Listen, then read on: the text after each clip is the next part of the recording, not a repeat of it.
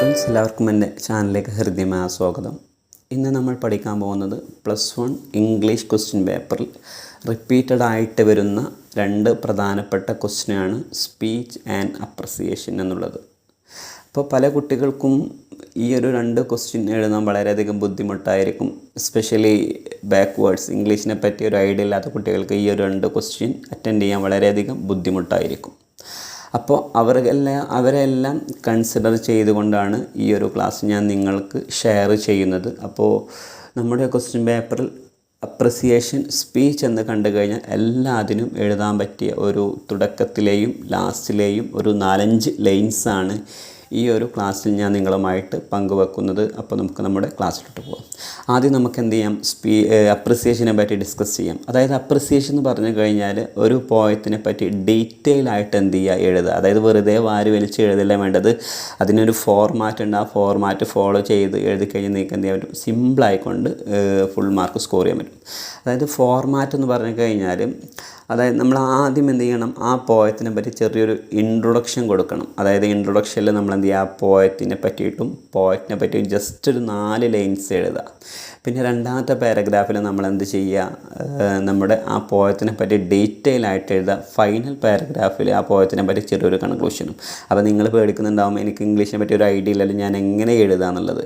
അപ്പോൾ പേടിക്കുന്നതോടെ ഈ ഒരു ക്വസ്റ്റ്യനിൽ നമുക്ക് എന്ത് ചെയ്യാൻ പറ്റും, സിമ്പിളായിക്കൊണ്ട് സ്കോർ ചെയ്യാൻ പറ്റും. അപ്പോൾ ഞാൻ മുൻപൊരു വീഡിയോ ചെയ്തിട്ടുണ്ടായിരുന്നു, ഏതൊരു അപ്രിസിയേഷൻ്റെയും സ്റ്റാർട്ടിങ്ങിലും എൻഡിങ്ങിലും എഴുതാൻ പറ്റിയ കുറച്ച് ലൈൻസ്.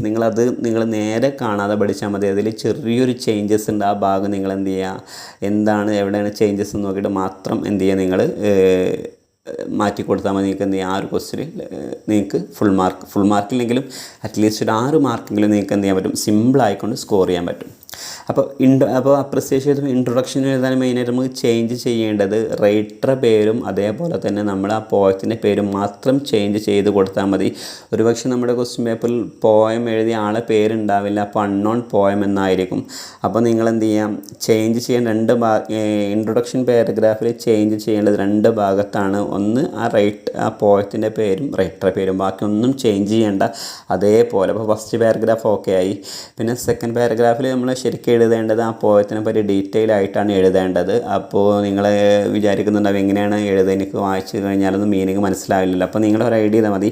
അപ്പോൾ നിങ്ങൾ നേരെ എഴുതിയെടുത്താൽ മതി. പിന്നെ ഫൈനൽ പാരഗ്രാഫിൽ നമ്മൾ എന്ത് ചെയ്യുക, നല്ലൊരു കൺക്ലൂഷൻ. അപ്പോൾ ഞാൻ നല്ലൊരു കൺക്ലൂഷൻ ഏതൊരു അപ്രിസിയേഷൻ്റെയും എൻഡിങ്ങിൽ എഴുതാൻ പറ്റിയൊരു സിമ്പിളായൊരു കൺക്ലൂഷൻ ഞാൻ അപ്ലോഡ് ചെയ്തിട്ടുണ്ട്. അതുമാത്രമല്ല, അപ്രിസിയേഷൻ ഇങ്ങനെ എഴുതുന്നതിൻ്റെ ജസ്റ്റ് ഒരു ഫോർമാറ്റ് ഞാൻ ഓൾറെഡി അപ്ലോഡ് ചെയ്തിട്ടുണ്ട്. അത് നിങ്ങൾ എന്ത് ചെയ്യുക, ഈ ഒരു വീഡിയോൻ്റെ ഡിസ്ക്രിപ്ഷൻ ബോക്സിലിടാം. നിങ്ങൾ എന്ത് ചെയ്യുക, നോക്കി പഠിക്കുക, നന്നായിട്ട് പഠിക്കുക. ഓക്കെ. പിന്നെ രണ്ടാമത്തെ ക്വസ്റ്റ്യനാണ് നമ്മുടെ സ്പീച്ച്. 8 മാർക്ക്. സ്പീച്ച് എഴുതുക എന്ന് പറഞ്ഞു കഴിഞ്ഞാൽ നല്ല സല്യൂട്ടേഷൻ വേണം, ഇൻട്രൊഡക്ഷൻ വേണം, എക്സ്പ്ലനേഷൻ വേണം, കൺക്ലൂഷൻ വേണം.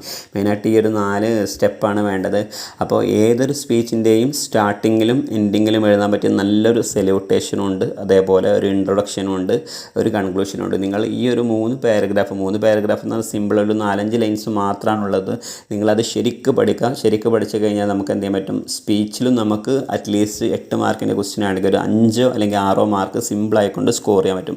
അപ്പോൾ ഈ പറഞ്ഞ 2 ക്വസ്റ്റ്യൻ്റെയും ആൻസർ ഞാൻ എന്ത് ചെയ്യാം, ഈ ഒരു വീഡിയോൻ്റെ ഡിസ്ക്രിപ്ഷൻ ബോക്സിലൂടെ നിങ്ങൾ എന്ത് ചെയ്യുക, ഡിസ്ക്രിപ്ഷൻ ബോക്സ് ചെക്ക് ചെയ്യുക. അതിൽ വളരെ അതിൽ വീഡിയോ കൊടുത്തിരുന്ന വീഡിയോയിൽ വളരെ കറക്റ്റായിട്ട് ഞാൻ പറയുന്നുണ്ട്. അപ്പോൾ നിങ്ങൾ എന്ത് ചെയ്യുക, ഇനി എന്തെങ്കിലും മനസ്സിലാവാത്ത ഭാഗം ഉണ്ടെങ്കിൽ എന്ത് ചെയ്യുക, ഈ ഒരു വീഡിയോൻ്റെ ഡിസ്ക്രിപ്ഷൻ ബോക്സ് അല്ലെങ്കിൽ കമൻറ്റ് ബോക്സിൽ വരിക. ആ കമൻറ്റ് വന്നു കഴിഞ്ഞാൽ ഞാൻ അതിന് റിപ്ലൈ തരുന്നുണ്ട്.